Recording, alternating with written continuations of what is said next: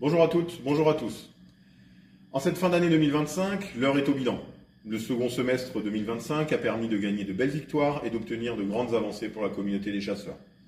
En premier lieu, concernant la gestion de la grippe aviaire, le guide des bonnes pratiques est arrivé à son terme et a permis d'aboutir à un cadre clair permettant d'atteindre l'objectif initial qui était un partenariat gagnant-gagnant. Autre sujet d'actualité dont on entend beaucoup parler, le sanglier. Des chiffres encourageants concernant les prélèvements de sangliers. Les prélèvements sont à la hausse par rapport à l'année dernière et les surfaces détruites sont en baisse. Merci à tous pour vos actions. De manière plus générale, ces dernières semaines ont aussi permis de confirmer une relation de confiance et des échanges constructifs avec l'administration et en particulier avec Monsieur le Préfet Bertrand Gaume et son secrétaire général adjoint Monsieur Afonso. Merci à eux pour leur écoute, pour leur disponibilité et pour permettre d'avancer la chasse nordiste dans une direction plus sereine.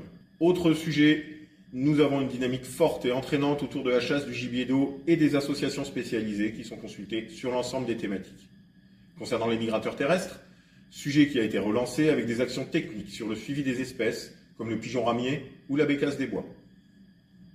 Concernant le personnel, nous avons souhaité mettre en place une réorganisation des missions du service des agents pour que vous les retrouviez davantage sur le terrain, pour vous apporter des services et du matériel d'aménagement et du matériel de piégeage à tarif préférentiel et pour veiller également au respect du cadre réglementaire de la pratique de la chasse.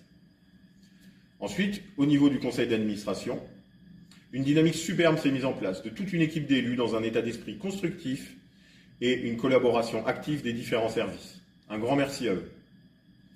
Il reste un gros chantier sur la table, n'éludons pas le sujet, la chasse du petit gibier de plaine. Néanmoins, l'horizon se dégage et nous avons fait des choix forts qu'il reste à concrétiser dans les faits et dans une gestion globale départementale.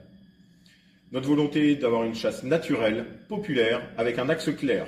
La fédération est là pour aider d'un point de vue technique et financier ceux qui peuvent et ou veulent travailler sur le petit gibier naturel sans pour autant mettre en œuvre des contraintes et règles qui empêcheraient de chasser toute une partie de notre communauté. C'est un axe très important.